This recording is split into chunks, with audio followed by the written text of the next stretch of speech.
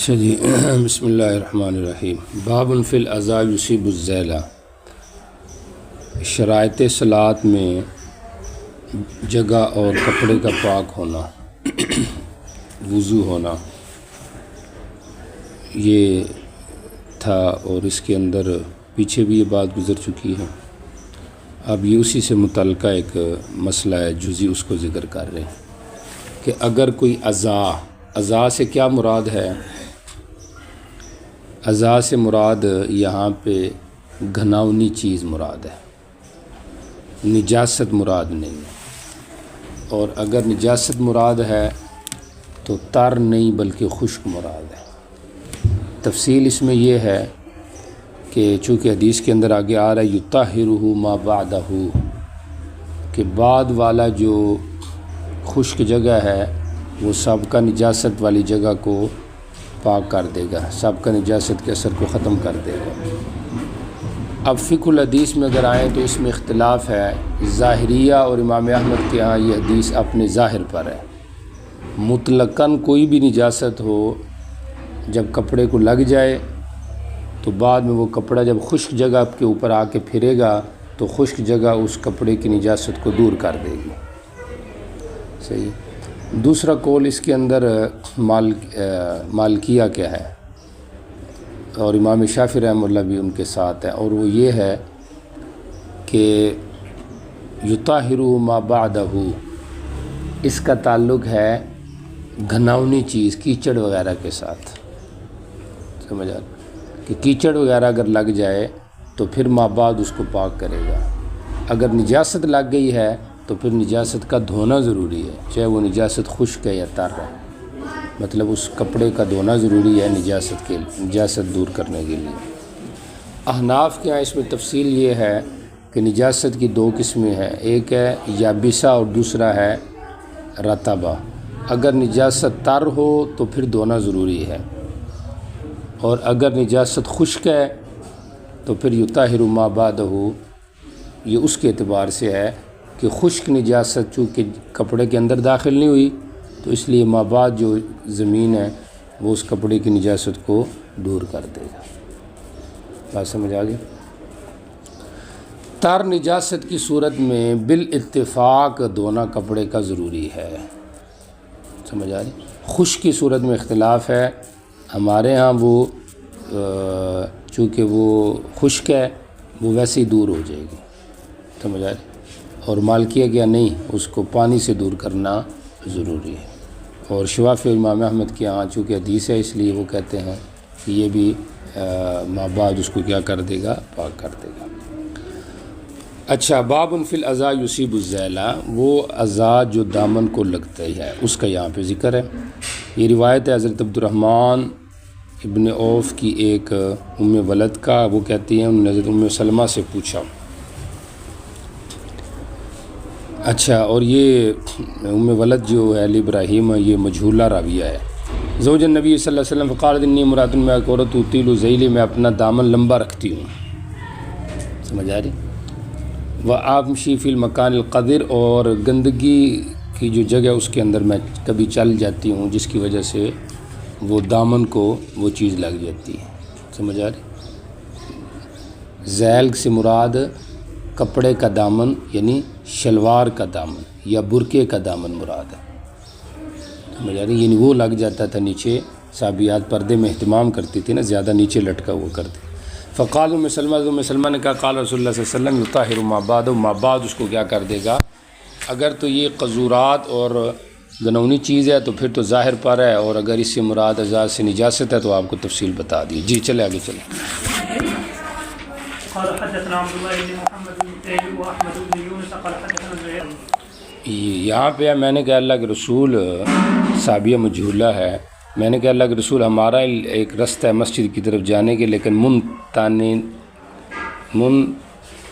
منتنتن جو کہ خراب ہے، فکیف نفعل اذا مطرنا، جب بارش ہو جائے تو ہم کیا کریں۔ سمجھ آ رہی؟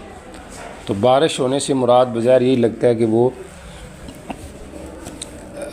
اس سے مراد کیچڑ ہے، دامن کو کیچڑ، چونکہ بارش کی صورت میں کیچڑ ہی لگتا ہے۔ فقال نبی علیہ السلام نے فرمایا کیا بعد اس کے وہ راستہ نہیں ہے جو اس سے زیادہ عمدہ ہو؟ انہوں نے کہا جی بالکل۔ آپ نے فرمایا فہذہ، یہ دوسرا راستہ اس پہلے راستے کے مقابل آ کے اس نجاست کو دور کر دے گا۔ سمجھ آ رہی کہ نہیں آ رہی؟ اصل میں چونکہ بعض اوقات بندہ وہم کرتا ہے نا، چھوٹے چھوٹے قطرات لگ جائیں کہ لو جی یہ تو ناپاک ہو گیا ہے، تو آپ نے اس وہم کو دور کیا ہے۔ اصل مین یہ چیز ہے، باقی نجاست کا جو حکم ہے وہ عام جو قاعدہ کلی ہے اس کے مطابق ہی ہے۔ یہ جواب ہو گیا امام احمد اور ظاہریہ کو۔ جی چلے آگے چلیں۔ جی وہ اعضاء گندگی قذورت جو نال کو لگ جائے، جوتے کو، سمجھ آ رہی؟ اب کیا اس کا بھی دھونا ضروری ہے جوتے کا؟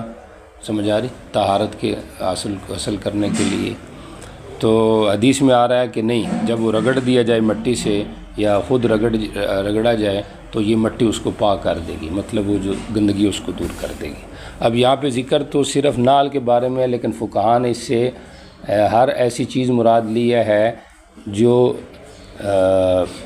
غیر مسامات والی ہو۔ مثلا اس میں آ جائے گا شیشہ، آ جائے گا تلوار، آ جائے گی، چونکہ ان کے مسامات نہیں ہیں تو ایسی چیزوں کو اگر رگڑا جائے زمین پہ یا مٹی ان کے اوپر رگڑی جائے تو اس سے وہ کیا ہو جائے گا، چیز پاک ہو جائے گی۔ بات سمجھ آ گئی کہ نہیں آگے؟ اچھا اگر خشک ہو کے اس کو رگڑا جائے پھر تو بالاتفاق وہ پاک ہو جائے گی، لیکن اگر تر ہو اور پھر رگڑا جائے، سمجھ آ رہی؟ تو امام ابو یوسف کہتے ہیں کہ پھر بھی پاک ہو جائے گی، لیکن طرفین کہتے ہیں کہ نہیں، پہلے اس کو خشک ہونے دیا جائے، سمجھ آ رہی، اور پھر اس کو رگڑا جائے۔ بہرحال نجاست اگر کیا کہتے ہیں اس کو حسی ہے پھر بھی وہ کیا ہو جائے گی، پاک ہو جائے گا، اور اگر تر نجاست ہے پھر بھی اگر اس کو رگڑا گیا ہے تو وہ چیز کیا ہو جائے گی، پاک ہو جائے گی۔ جی چلے آگے چلیں۔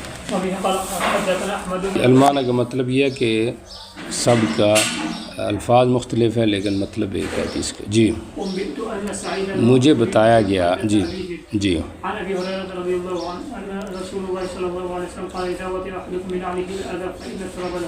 جی رگڑے تم میں سے ایک اپنی جوتی کو الاذا کسی گھناؤنی یا نجاست چیز پر تو فإن التراب، تو یہ مٹی جو بعد والی ہے، لہو طہور، اس کو کیا کر دے گی، پاک کر دے گی۔ سمجھ آ رہی؟ لیکن آپ کو بتایا ہے کہ وہ ایسی چیز ہو کہ جو غیر مساموں والی ہو۔ اگر کپڑے والا جوتا ہے تو اس کا یہ حکم نہیں ہے۔ جی چلیں۔ جی اعضاء کو اپنے موضوع سے رون دے تو ان دونوں کی پاکی جو ہے نا یہ مٹی ہے۔ سمجھ آ رہی؟ تو بہرحال طریقہ تطہیر کے اندر حفر بھی ہے اور اس کے علاوہ ماء بھی ہے اور جف بھی ہے، سمجھ آ رہی کہ نہیں آ رہی، اور وط بھی ہے، روندنا۔ جی چلیں۔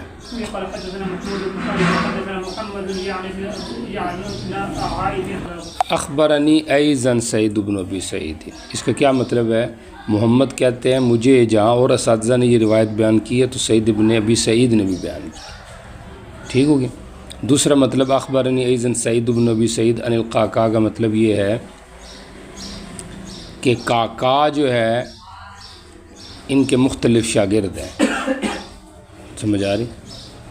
تو مجھے ان کے واسطے سے یہ روایت پہنچی ہے، لیکن جہاں اور مجھے ان کے شاگردوں نے یہ روایت بیان کی ہے تو سعید بن ابی سعید نے بھی یہ روایت بیان کی ہے قعقاع سے، سمجھ آ رہی؟ اب ایضاً کا تعلق قعقاع کے ساتھ ہوگا، سمجھ آ رہی؟ قعقاع سے مجھے مقصد یہ ہے کہ سعید نے بھی بیان کیا ہے جہاں اور لوگوں نے بیان کیا ہے، یا مطلب کیا ہے کہ اوروں نے بھی بیان کیا اور سعید نے بھی مجھے کیا کیا ہے، یہ روایت مجھے بتائی ہے۔ جی چلے آگے چلیں۔ باب الاعادۃ من النجاست تکون فی الثوب۔ اچھا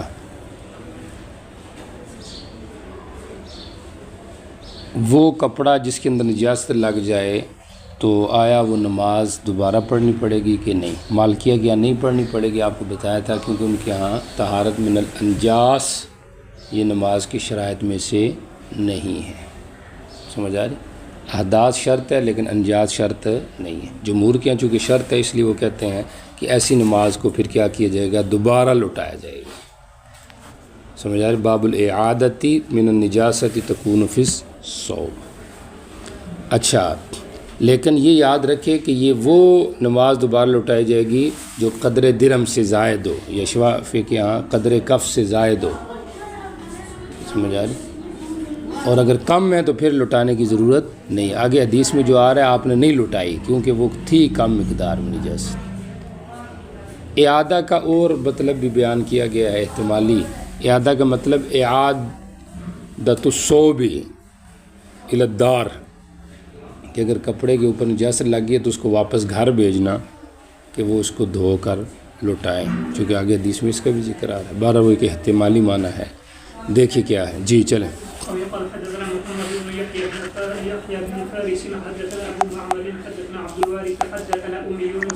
جی حضرت عائشہ سے پوچھا دم حیض کے بارے میں جو کپڑے کو لگ جائے. جی جی میں نبی اسلام کے ساتھ تھی, ہمارے اوپر ہمارے شعار تھے. شعار کا یاد ہے کسی کا تھا جو متصل بدن کپڑا, اس کو شعار کہتے ہیں. جی ہم نے اپنے اوپر پھر اوپر کسا بھی لیے ہوئے تھے, یعنی چادر اوپر لی ہوئی تھی. جی یعنی کپڑے تھے اور اوپر کیا تھی, چادریں تھی. جی آپ نے کسا لی اور اس کو پہن لیا. جی نکلے, فجر کی نماز پڑھی. جی اس نے کہا یہ تھوڑی سی مقدار خون کی کپڑے کو لگی ہوئی ہے, حیض کے ہی اثر ہوگا نا. جی چلیں.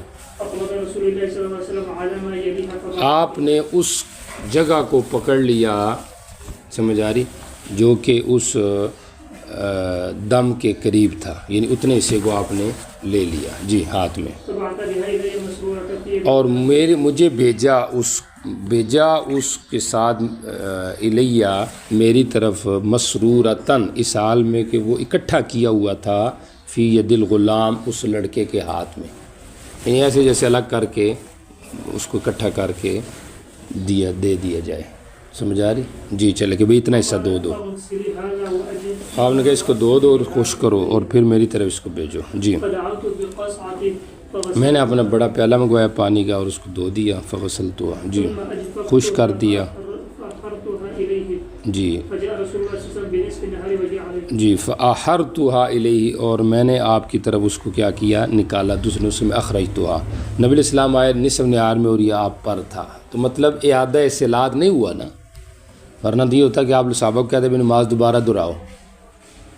سمجھ آ رہی؟ تو مصنف کیا کہنا چاہتے ہیں کہ قلیل مقدار اگر نجاست کی کپڑے کو لگ جائے تو اس سے نماز لوٹانے کی ضرورت نہیں. تو شرط ہے لیکن کچھ نہ کچھ اس سے مقدار معفو عنہ بھی ہے. جی بزاق یصیب الصوبہ, چونکہ شرائط صلاۃ میں کپڑے اور بدن کا پاک ہونا, سمجھ آ رہی, وقت کا ہونا آگے آ رہا ہے, سمجھ آ رہی, تو اس کا ذکر ہے.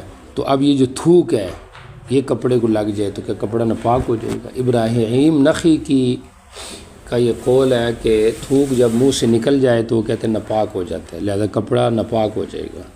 تو مصنف نے اس کی تردید کی ہے کہ ایسی بات نہیں ہے, تھوک یہ انجاس میں سے نہیں ہے. جی چلیں.